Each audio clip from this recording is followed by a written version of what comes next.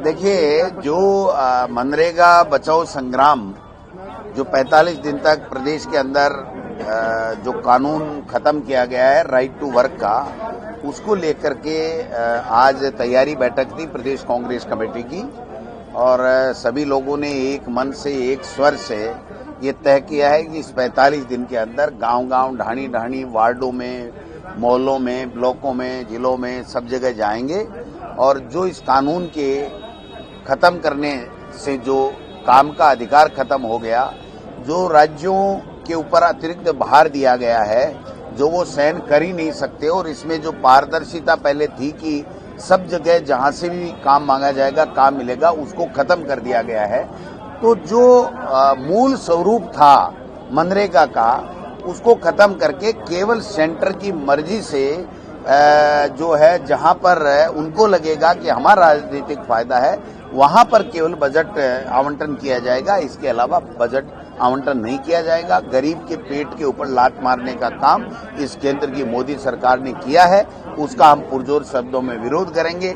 एक दिन हम प्रेस कॉन्फ्रेंस 10 तारीख को करेंगे, 11 को हम लोग गांधी जी की या बाबा साहब अम्बेडकर जी की मूर्ति के सामने एक दिन का उपवास रखेंगे, धरना देंगे और उसके बाद में 12 तारीख से लेकर के हम लोग 29 तारीख तक हर गांव में, ग्राम पंचायत में, चौपाल में, मुख्यालय में, गांव में जाकर के और जन जागरण अभियान और इसकी कानून को जो खत्म किया गया है या जो नया कानून लाया गया है उसमें क्या कमियां हैं और क्यों उन्होंने किस साजिश के तहत मनरेगा को खत्म करके अपना दूसरा कानून लेकर के आए हैं। अभी एक बहुत बड़ी बात हमारे डॉक्टर सीपी जोशी जी जो ग्रामीण विकास और पंचायती राज मंत्री भी रहे हैं भारत सरकार में, उन्होंने कहा कि सोनिया जी पर, राहुल गांधी जी पर और हम पे और मनमोहन सिंह जी पे उस वक्त भी एक बड़ी लोबी, औद्योगिक लोबी जो है, उसने दबाव बनाया था कि इस कानून को चेंज कीजिए और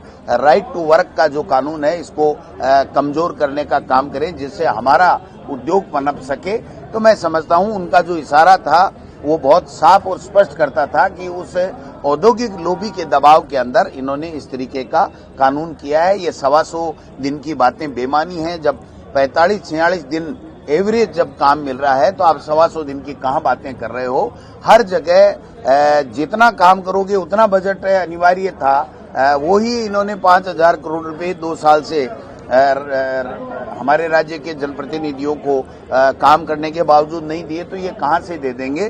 तो ये सारी चीजें उन्होंने उद्योगपतियों के दबाव में इस तरीके से किए, केवल नामों का फेर कर करके, और ये इस बात को उड़ाना चाहते हैं, गरीब का हक मारना चाहते हैं, उसका अधिकार छीनना चाहते हैं जो हमारे संविधान ने दिया और हमारे मनरेगा कानून ने दिया। तो इसके लिए पूरी कांग्रेस पार्टी एकजुटता के साथ में, एक तैयारी के साथ में जाएगी। कल मुख्यमंत्री जी ने प्रेस कॉन्फ्रेंस की, केवल पर्ची पढ़ी। उनको मैं पूछना चाहता हूं कि क्या आप 40% स्टेट का शेयर आप देने के लिए तैयार हैं? क्या आप सब जगह मांगते काम देने का जो कानून था उसकी पालना आप करेंगे क्या? तो ये तनख्वाह नहीं दे सकते कर्मचारियों की, 125 लाख रुपए करोड़ का जो है वो जो कर्जा है उसको भी पूरी तरीके से कर्जे की किस्त ही नहीं चुका पा रहे हैं और हर डिपार्टमेंट में कर्जा ले करके और ये आगे बढ़ना चाहते हैं। ऐसे में इस स्टेट में जो है वो 40% हिस्सा किसी भी सूरत में 1 रुपया भी ये राज्य सरकार दे नहीं सकती है और इनकी मजबूरी है कि इस कानून का, ये नए कानून का विरोध भी नहीं कर पा रहे हैं क्योंकि इन्हीं की सरकार है, उन्हीं के रहमो करम पे इनकी पर्ची खुली हुई है। तो जो पर्चियों से इसीलिए बनाई जाती हैं कि वहां पर आप अपने अधिकार की बात नहीं कर सकते, आप हमारी मेहरबानी से पर्ची खुलने पे मुख्यमंत्री बने हो। तो इसलिए ये गांव-गांव, ढाणी-ढाणी में जाकर के जन जागरण हम लोग करें। कानून व्यवस्था पर क्या बोलेंगे सर? राजसमंद, भीलवाड़ा में और जिस तरह से केकड़ी में जो घटना घटित हुई है पुलिस, मैं कह रहा हूं कि कहीं का देख लीजिए आप, एक जगह भी पुलिस का इकबाल जो है वो बचा नहीं है। गृह मंत्री खुद मुख्यमंत्री जी हैं लेकिन एक दिन भी लॉ एंड ऑर्डर के ऊपर कोई बात करते नहीं हैं। पिछली बार भी हमने राजस्थान की विधानसभा में जूली साहब ने और हमने सबने ये कहा था कि आप लॉ एंड ऑर्डर के ऊपर एक दिन की बहस हमेशा से परंपरा रही है, उसके ऊपर आप चर्चा कराइए, एक दिन बिजली पानी पे चर्चा कराइए, लेकिन इन्होंने नहीं कराई। और मुझे तो आशंका है कि भारतीय जनता पार्टी की ये पर्ची से बनी सरकार खुद ही चाहेगी कि हम राजस्थान की विधानसभा में सत्ता पक्ष ऐसा व्यवधान डाले कि उससे ये राजस्थान की विधानसभा में जनता के जुड़े मुद्दों की चर्चा हो ही नहीं और केवल हुआ करके उन्होंने अपना बजट पास करने का इनका जो इस तरीके का चर्चा हमें सुनने में मिली है, कितनी सत्यता है जब जाएंगे तब आपके सामने सब आ जाएगा।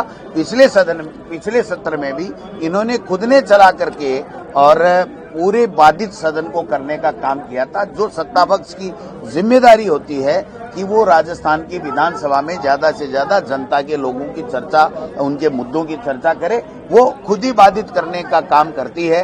तो आगे भी हम कोई ज्यादा उम्मीद नहीं है, लेकिन हम पूरे जो है वो मुद्दों के साथ में जाएंगे, जनता की आवाज बन करके राजस्थान की विधानसभा में 28 तारीख से हम लोग जाएंगे और जनता के हित की बात करेंगे। निष्क्रिय पदाधिकारियों की छटनी का काम फिर पेंडिंग रहेगा? निश्चित नहीं, देखिए वो सतत प्रक्रिया है।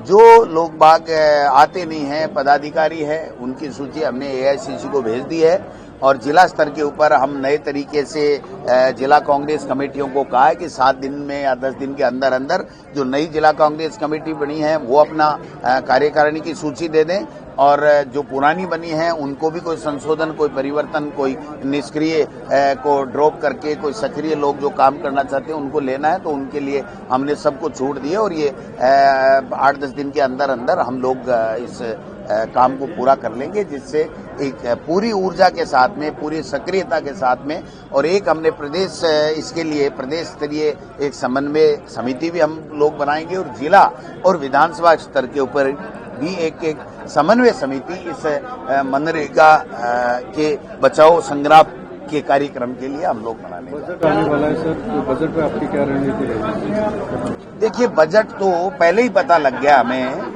कि मुख्यमंत्री जी ने विधायकों की बैठक में ये कहा है कि ये जो बजट है वो हम बहुत ही सामान्य देंगे, इसमें कोई विशेष देने वाले नहीं है, क्योंकि हमें आगे के 2 साल को बचा करके रखना है, हमारे पास में देने के लिए पैसा नहीं है।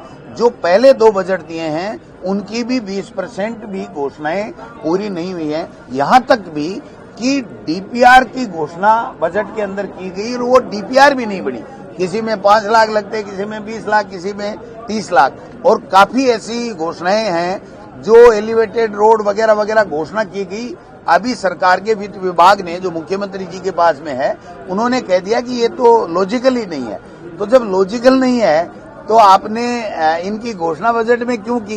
तो ये बातें तो जब बजट सत्र आएगा तो हम लोग पूरे तरीके से तैयारी के साथ में आपको बताएंगे कि इन्होंने कुछ भी नहीं किया। केवल मुख्यमंत्री जी को जो भाषण लिखने वाला है उसका धन्यवाद करना चाहिए कि वो रोजाना कुछ न कुछ लिख देता है, हालांकि 90-99% रिपीटेशन होता है, फिर भी वो लिख देता है तो वो बोल के आ जाते हैं। लेकिन एक दिन भी मीडिया से, आप लोगों से आपके 5 क्वेश्चन लेने का काम मुख्यमंत्री जी नहीं कर रहे हैं।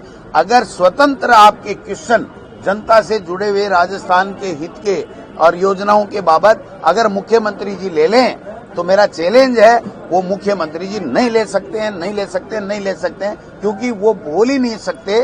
उनके पास न तो बोलने के लिए कोई मादा है, जो सामान है वो भी नहीं है, और केंद्र से उनको इजाजत भी नहीं है। सर, प्रदेश और लक्ष्मणगढ़ की जनता आपको इस बार विधानसभा में मुद्दे उठाते देख सकेगी? आप पधारोगे? मैं तो अभी उठा रहा हूँ विधानसभा, मेरे को कौन रोक सकता है? आप बताओ, किसकी हिम्मत है साहब?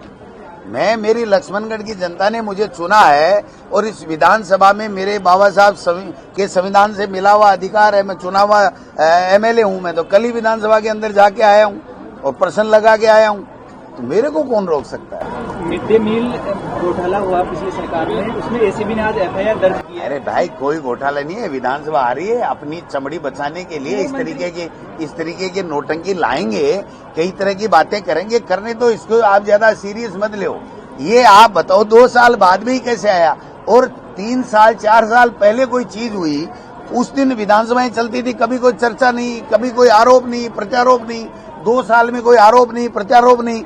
अब इनको लग गया पता कि राजस्थान की विधानसभा में तुम्हारी खाल खिंचाई होगी और तुम्हारे घोटाले उजागर होंगे, तो एक माहौल बनाने के लिए कोई चीज की होगी और इनको अधिकार है, इनकी सरकार है, जो इनको जांच जिस तरीके से करनी है करें।